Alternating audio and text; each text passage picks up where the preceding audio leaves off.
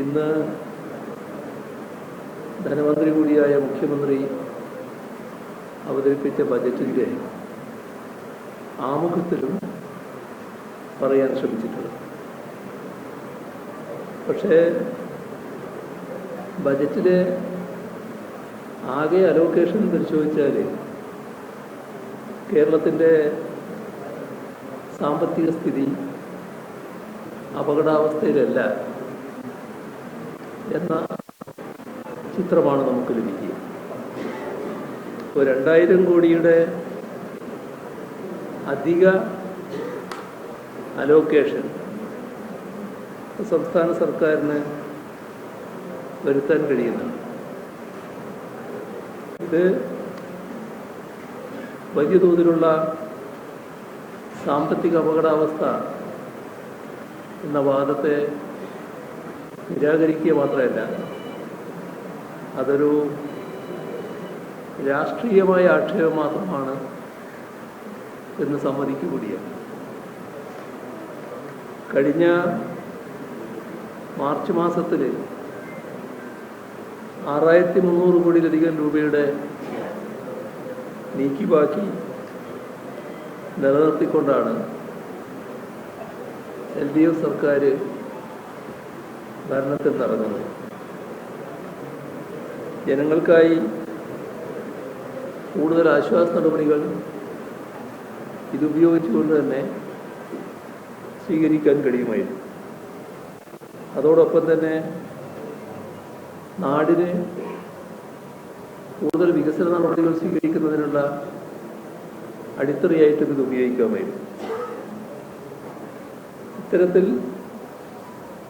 സാമ്പത്തിക സ്ഥിതി മോശമല്ലാതിരുന്നിട്ടും ജനക്ഷേമത്തിൻ്റെ കാര്യത്തിലും നാടിൻ്റെ വികസന കാര്യത്തിലും നല്ലതുപോലെ പിൻവാങ്ങൽ ഉണ്ടാകുന്നു എന്നതാണ് ഇപ്പോൾ കിട്ടുന്ന സൂചന. പരിശോധിച്ചാൽ കാണാൻ കഴിയുക പല കാര്യങ്ങളിലും നേരത്തെയുള്ള ബജറ്റ് വിഹിതം വെട്ടിക്കുറച്ചിരിക്കുന്നുവെന്നാണ്. ഇപ്പോൾ പരമ്പരാഗത വ്യവസായ മേഖലകളടക്കം നേരത്തെയുള്ള വിഹിതം കുറച്ചിരിക്കുകയാണ്. ആസിയാൻ കരാറിൻ്റെ തുടർഫലമായി കാർഷിക മേഖല വലിയ ആഘാതമാണ് നേരിടുന്നത്. അതിന് കഴിഞ്ഞ ബജറ്റിലൂടെ LDF സർക്കാർ വ്യക്തമായ ആശ്വാസ നടപടികൾ സ്വീകരിച്ചിരുന്നു. പക്ഷേ റബ്ബർ, നാളികേരം, നെല്ല് ഇങ്ങനെയുള്ള കാർഷിക മേഖലകളിൽ ഒരാശ്വാസ നടപടിയും ഈ ബജറ്റിൽ കാണാനില്ല. ഇത് കാർഷിക മേഖലയെ ഏതൊക്കെ തരത്തിൽ ബാധിക്കും എന്ന ആശങ്ക ഉയർത്തുന്ന കാര്യമാണ്. കേന്ദ്ര ഗവൺമെൻറ്റിൻ്റെ നയനിലപാടുകൾ, അതിൻ്റെ ഭാഗമായി സംസ്ഥാനത്തിനുണ്ടാകുന്ന ധനനഷ്ടം ഈ ബജറ്റ് അത് കൃത്യമായി അഭിസംബോധന ചെയ്യുന്നില്ല. ഇതൊരു കണ്ടില്ലെന്നടിക്കലാണ്.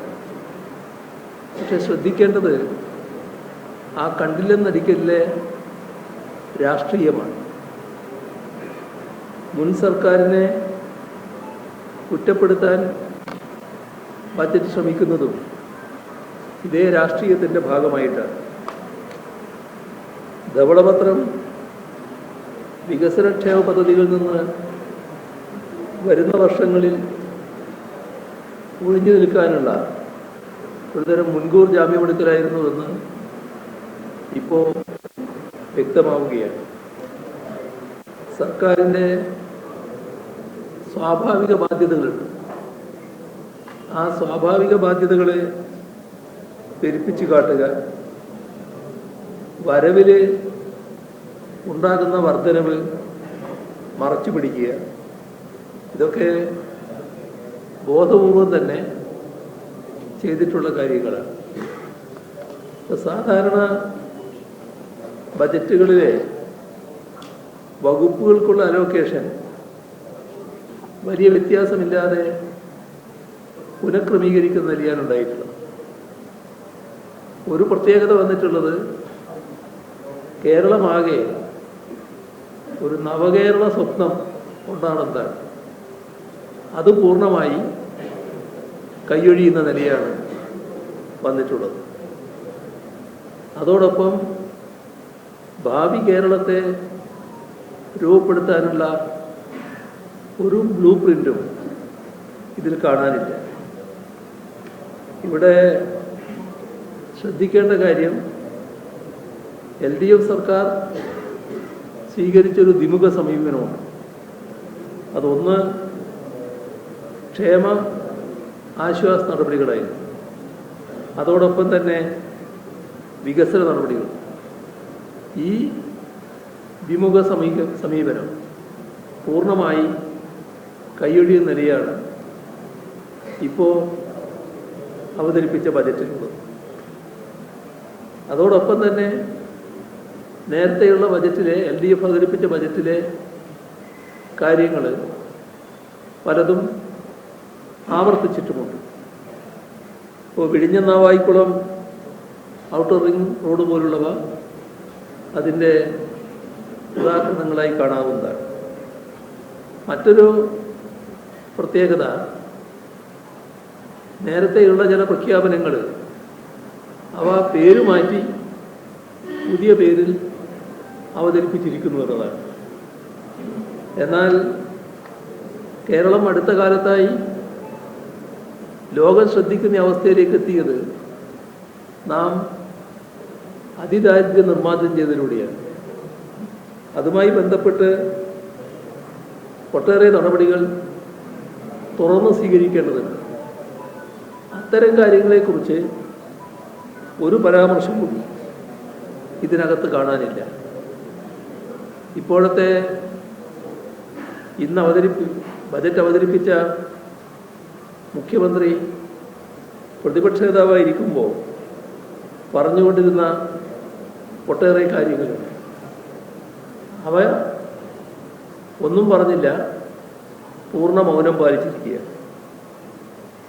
ഇവിടെ നേരത്തെ LDF സർക്കാർ പ്രഖ്യാപിച്ചൊരു കാര്യം, നമ്മുടെ നാട്ടിൽ പഴങ്ങളിൽ നിന്നും ധാന്യങ്ങളിൽ നിന്നും മറ്റും മദ്യമുണ്ടാക്കാൻ ചെറുകിട മേഖലയെ അനുവദിക്കുന്നതായിരുന്നു. അതായിരുന്നു കഴിഞ്ഞ ബജറ്റിൻ്റെ ഒരു സമീപനം. അത് കാർഷിക രംഗത്ത് വലിയ തോതിൽ ഗുണം ചെയ്യുന്നൊരു കാര്യമാണ്, കൃഷിക്കാർക്ക് ഉപകാരപ്രദമാകുന്നൊരു കാര്യമാണ്.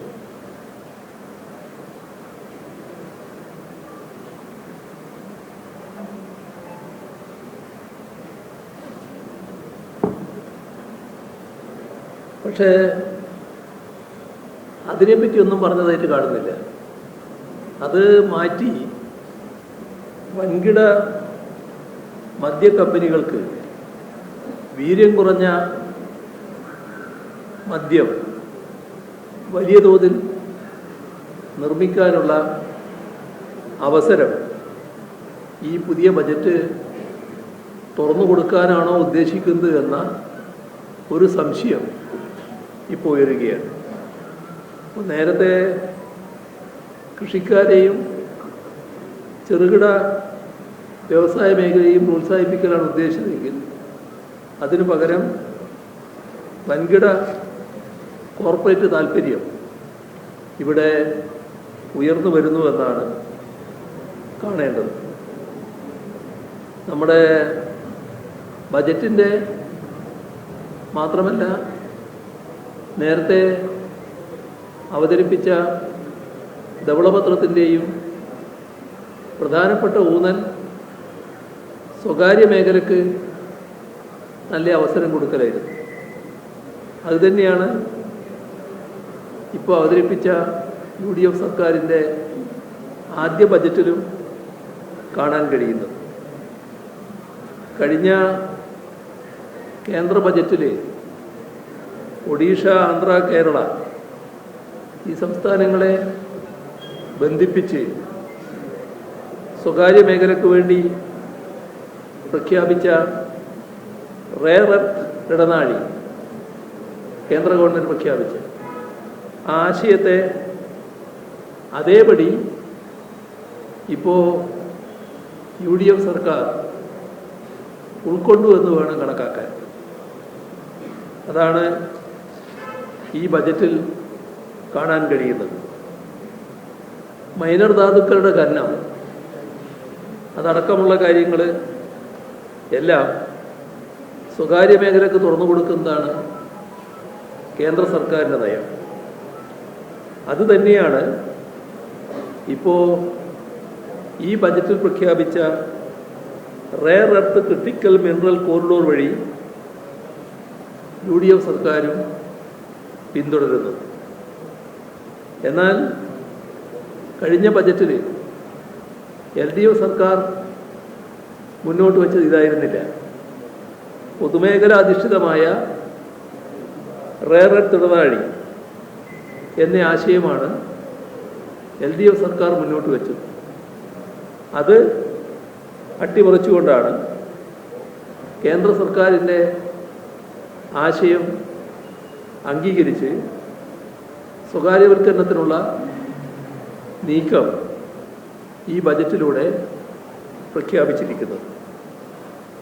അതേപോലെ തന്നെ ബജറ്റിൽ പ്രഖ്യാപിച്ച മിഷൻ സമുദ്രയുമുണ്ട്. അതും ഇതിൻ്റെ ഭാഗമായി തന്നെ കാണേണ്ടതാണ്. കേരള മാരിടൈം പോളിസി വഴി കേരളത്തിൻ്റെ തീരത്തെ സ്വകാര്യ മേഖലയ്ക്ക് തീരെഴുതാനുള്ള ഗൂഢലക്ഷ്യമാണോ ഉള്ളത് എന്ന ആശങ്ക സ്വാഭാവികമായും ഉയർന്നു വരും. ഇപ്പോൾ സദേൺ കേരള എക്കണോമിക് കോറിഡോറിൻ്റെ പിന്നിലെ അജണ്ടയും ഇതായിട്ട് തന്നെ കാണേണ്ടതായിട്ടുണ്ട്. ഇവിടെ ഫിഷറീസ് സബ് പ്ലാൻ പ്രഖ്യാപിച്ചിട്ടുണ്ട്. അപ്പോൾ നമ്മുടെ തീരദേശവാസികളുടെ കണ്ണിൽ പൊടിയിട്ട് മറ്റ് അജണ്ടകൾ നേരത്തെ പറഞ്ഞ തരത്തിൽ നടപ്പിലാക്കാനാണോ ഉദ്ദേശിക്കുന്നത് എന്ന് സംശയിക്കേണ്ടതായിട്ടാണ് ഇരിക്കുന്നത്. മറ്റൊരു വളരെ പ്രധാനപ്പെട്ട കാര്യം കേരളത്തിൻ്റെ ഭൂപരിഷ്കരണ നിയമം അട്ടിമറിക്കാനുള്ള നീക്കമാണ്. ഇത് അതീവ ഗൗരവമായി കാണേണ്ട കാര്യമാണ്. സ്വകാര്യ കുത്തകൾക്ക് വേണ്ടി ലാൻഡ് മാനേജ്മെൻറ്റ് നയം ആവിഷ്കരിക്കാനാണ് ഉദ്ദേശിക്കുന്നത്. ഇപ്പോൾ ഭൂപരിഷ്കരണം 2.0 എന്ന ബജറ്റ് പ്രഖ്യാപനം ഒരു മറയുമില്ലാതെ ഈ കാര്യമാണ് വ്യക്തമാക്കിയിട്ടുള്ളത്.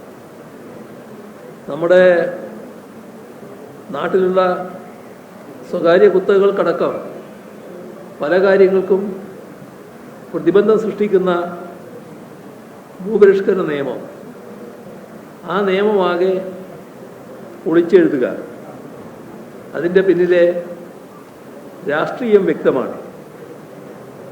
ഇവിടെ അത് കേരളത്തിൽ വലിയ തോതിൽ പ്രശ്നങ്ങൾ ഉയർത്തിക്കൊണ്ടുവരുന്ന ഒന്നായിരിക്കും എന്നതാണ് ഈ ഘട്ടത്തിൽ തന്നെ പറയാനുള്ളത്. അതോടൊപ്പം തന്നെ നമ്മുടെ നാട് നേടിയിട്ടുള്ള ഒട്ടേറെ നേട്ടങ്ങൾ, അതിൻ്റെ എല്ലാം യഥാർത്ഥ അടിസ്ഥാനം നാം നമ്മുടെ നാട് പാസാക്കിയ ഭൂപരിഷ്കരണ നിയമമാണ് എന്നത് എല്ലാ സാമൂഹ്യ പരിഷ്കർത്താക്കളും അംഗീകരിക്കുന്ന കാര്യമാണ്.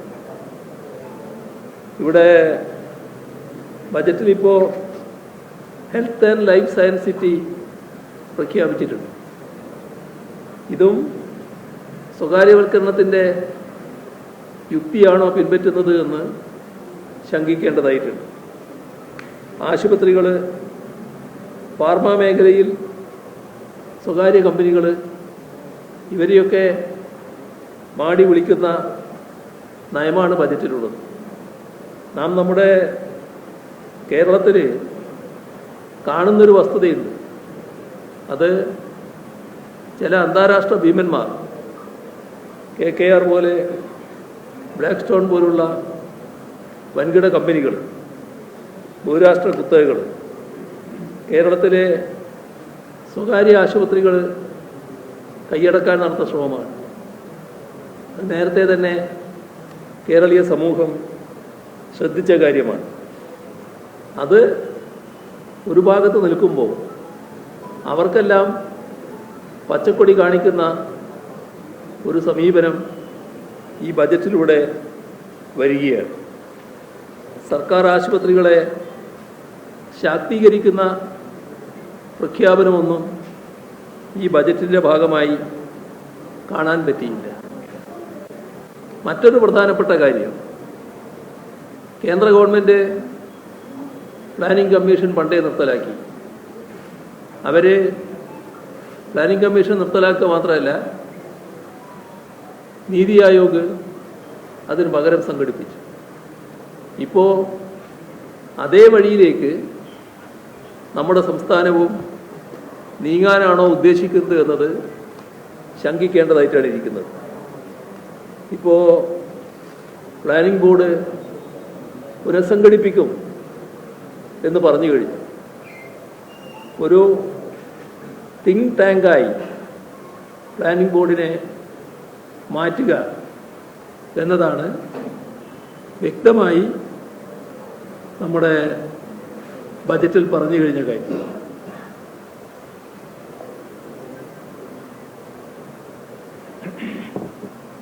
ഇത് കൃത്യമായ കേന്ദ്ര നയമാണ്. ഒരു മറയുമില്ലാതെ അത് അംഗീകരിക്കുന്ന നിലയിലേക്ക് പ്ലാനിംഗ് കമ്മീഷനെ മാറ്റി നീതി ആയോഗിനെ ആക്കിയതുപോലെ ഇവിടെ ആ ആശയം സ്വീകരിച്ച് ഒരു തിങ്ക് ടാങ്ക് ആക്കി നമ്മുടെ പ്ലാനിംഗ് ബോർഡിനെ മാറ്റുന്നു എന്നാണ് കാണേണ്ടത്. അടുത്ത് ഇറങ്ങിയ ധവളപത്രത്തിൻ്റെ നിർദ്ദേശത്തിൻ്റെ അടിസ്ഥാനത്തിൽ കൂടിയാണ് ഇത്തരമൊരു പ്രഖ്യാപനം ബജറ്റിൽ വന്നിട്ടുള്ളത് നമ്മൾ കാണുന്നു. അപ്പോൾ നെഹ്റുവിയൻ വികസന കാഴ്ചപ്പാടാണ് അംഗീകരിക്കുന്നതാണല്ലോ പറയുന്നത്. നെഹ്റുവിൻ്റെ വാചകങ്ങൾ ഉദ്ധരിച്ചുകൊണ്ടാണല്ലോ ബജറ്റ് പ്രസംഗം അവസാനിപ്പിച്ചത്. പക്ഷേ നെഹ്റുവിയൻ വികസന കാഴ്ചപ്പാടിൻ്റെ പ്രധാന ഉപാധി ആസൂത്രണമായിരുന്നു.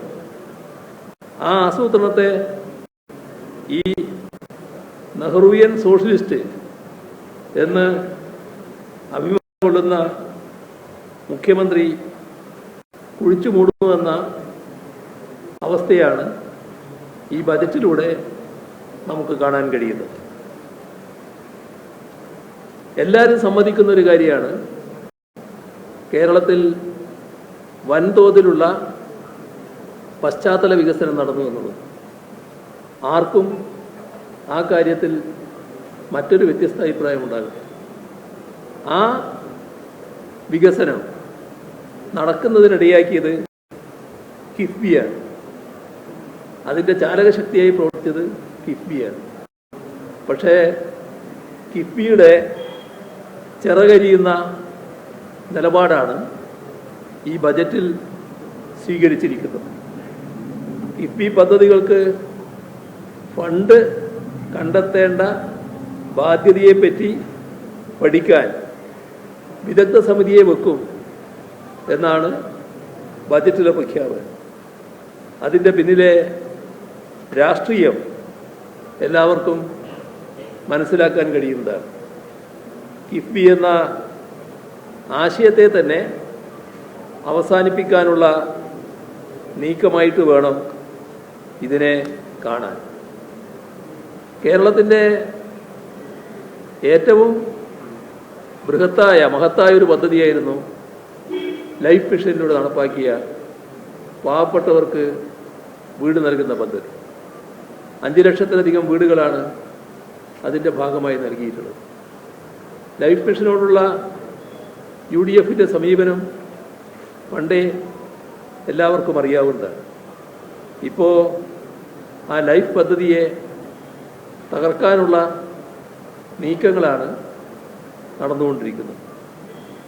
കൃത്യമായ രൂപരേഖ പോലും നൽകാതെയാണ് ചില പ്രഖ്യാപനങ്ങൾ ഈ ബജറ്റിലൂടെ വന്നിട്ടുള്ളത്. അതിന് ലൈഫ് മിഷൻ്റെ ഭാഗത്ത് ഒന്നും പറയുന്നില്ല. എന്നാൽ SC/ST വിഭാഗത്തിന് പ്രത്യേക ഭവന പദ്ധതി പ്രഖ്യാപിച്ചതായി കാണുന്നത്. ഇത് സ്വാഭാവികമായും ലൈഫ് പദ്ധതി ഉപേക്ഷിക്കുന്നു എന്നതിൻ്റെ തുടക്കം തന്നെയായിട്ടാണ് കാണേണ്ടത്. അതേപോലെ തന്നെ മത്സ്യത്തൊഴിലാളികൾക്ക് പ്രത്യേക ഭവന പദ്ധതി എന്ന് പറഞ്ഞു. അത് പുനർഗേഹം പദ്ധതി ഇപ്പം തന്നെ നിലവിലുള്ളതാണ്. അത് നേരത്തെ നിലവിലുണ്ട്. അത് പുതിയൊരു പദ്ധതിയായിട്ട് കാണേണ്ടതായിട്ടില്ല. നമ്മുടെ സംസ്ഥാനത്ത് റബ്ബറിന് മാർക്കറ്റിൽ 170 രൂപ ഉള്ളപ്പോഴാണ് റബ്ബറിൻ്റെ തറവില 200 രൂപയായി LDF സർക്കാർ പ്രഖ്യാപിച്ചത്. ഇപ്പോൾ 274 രൂപയാണ് മാർക്കറ്റിൽ റബ്ബറിൻ്റെ വില. അപ്പോൾ 250 രൂപ എന്നാണ് UDF സർക്കാർ പ്രഖ്യാപിച്ചിരിക്കുന്നത്. ഇവിടെ ആരോഗ്യ ഇൻഷുറൻസ് വലിയ പദ്ധതിയാണെന്ന് പറയുന്നുണ്ട്. പക്ഷേ 10 കോടി രൂപയാണ് നീക്കി വെച്ചിട്ടുള്ളത്. അതുകൊണ്ടൊന്നും ആകില്ല എന്ന് എല്ലാവർക്കും അറിയാം.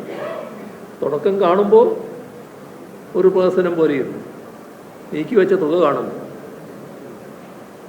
അതേപോലെ തന്നെ നമ്മുടെ സംസ്ഥാനത്ത് നടപ്പാക്കിക്കൊണ്ടിരിക്കുന്ന പദ്ധതിയാണ് സ്ത്രീ സുരക്ഷാ പദ്ധതി. അതേപോലെ തന്നെ കണക്ട് വർക്ക് എന്ന യുവജനങ്ങൾക്കുള്ള പദ്ധതി. ഈ 2 പദ്ധതികളും സർക്കാരിൻ്റെ മുൻഗണനയിലില്ല എന്നാണ് ബജറ്റ് വ്യക്തമാക്കുന്നത്. അതിനെക്കുറിച്ച് ഒന്നും പറഞ്ഞതായി കാണുന്നില്ല. നേരത്തെ ഈ ബജറ്റ് വരുമ്പോൾ ജീവനക്കാർക്കാകെ വിസ്മയമുണ്ടാകും എന്ന് പറഞ്ഞിട്ടുണ്ട്. അത് നിങ്ങൾ അന്വേഷിച്ച് നോക്കണം. ഞാനൊരു വിസ്മയവും കണ്ടില്ല, അതുകൊണ്ടാണ് പറയുന്നത്. ജീവനക്കാർക്ക് എന്താണ് വിസ്മയം ഉണ്ടാക്കാനായത് എന്നത്. ഇവിടെ കഴിഞ്ഞ സർക്കാർ അധികാരമൊഴിയുമ്പോൾ DA കൊടുത്തു തീർത്തിരുന്നു. കുടിശ്ശിക നൽകാനുണ്ടായിരുന്ന തുക 5 ഗഡുക്കളായി നൽകുമെന്ന ഉറപ്പ് നൽകിയിട്ടുണ്ടായിരുന്നു. ഇത് സംബന്ധിച്ച് ബജറ്റിലൊന്നും പ്രത്യേകമായി പരാമർശിച്ചതായി കണ്ടില്ല. 5 വർഷത്തിലൊരിക്കൽ ശമ്പള പരിഷ്കരണം എന്നതാണ് പൊതുവെ സംസ്ഥാനം അംഗീകരിച്ചിരുന്നത്. നിലവിലുള്ള ശമ്പള പരിഷ്കരണ കമ്മീഷൻ്റെ കാലാവധി കഴിഞ്ഞിട്ടുണ്ട്. ഇത് തുടരുമോ? അതും ബജറ്റിൽ വ്യക്തമാക്കാൻ തയ്യാറായിട്ടില്ല. സ്റ്റാറ്റ്യൂട്ടറി പെൻഷൻ നിർത്തലാക്കി 2013 UDF സർക്കാർ നടപ്പിലാക്കിയ ന്യൂ പെൻഷൻ സ്കീം തുടരുമെന്നാണ് ഇപ്പോൾ ബജറ്റ് നൽകുന്ന സൂചന. കഴിഞ്ഞ സർക്കാർ നടപ്പിലാക്കിയ LDF സർക്കാർ നടപ്പിലാക്കിയ എഷ്വേർഡ് പെൻഷൻ സ്കീം ഉപേക്ഷിക്കുമെന്നാണ് ബജറ്റ് നിർദ്ദേശിക്കുന്നത്. ജീവനക്കാർക്ക് പെൻഷൻ കാര്യത്തിൽ ലഭിക്കുമായിരുന്ന ഉറപ്പ് ഇതിലൂടെ നഷ്ടമാകുന്ന സ്ഥിതിയാണ് ഉണ്ടായിട്ടുള്ളത്. ഇവിടെ ആവർത്തിച്ച് കഴിഞ്ഞ പ്രതിപക്ഷ നേതാവ് പറയുന്ന കാര്യം നിങ്ങൾ പലരും ശ്രദ്ധിച്ചിട്ടുണ്ടാവും. അതൊന്ന് സ്വർണ്ണ നികുതിയെക്കുറിച്ചാണ്, മറ്റൊന്ന് IGSTയെക്കുറിച്ചാണ്. അവയെക്കുറിച്ചൊന്നും ഈ ബജറ്റിൽ പരാമർശം കണ്ടില്ല. ഇതാണ് ബജറ്റിൻ്റെ പൊതുവായ നില. LDF സർക്കാർ പറഞ്ഞ കുറേ കാര്യങ്ങൾ ആവർത്തിച്ച് പറഞ്ഞിട്ടുണ്ട്. ചില കാര്യങ്ങൾ പേര് മാറ്റിയിട്ടുണ്ട്. എന്നാൽ അതിൻ്റെ ദിശ അത് പൂർണ്ണമായി തകിടം മറിക്കുന്ന നിലയിലേക്കാണ്. കേരളത്തിന് വലിയ അപകടം സംഭവിക്കുന്നു എന്ന സൂചനയാണ് ഈ ബജറ്റിലൂടെ നൽകിയിട്ടുള്ളത്.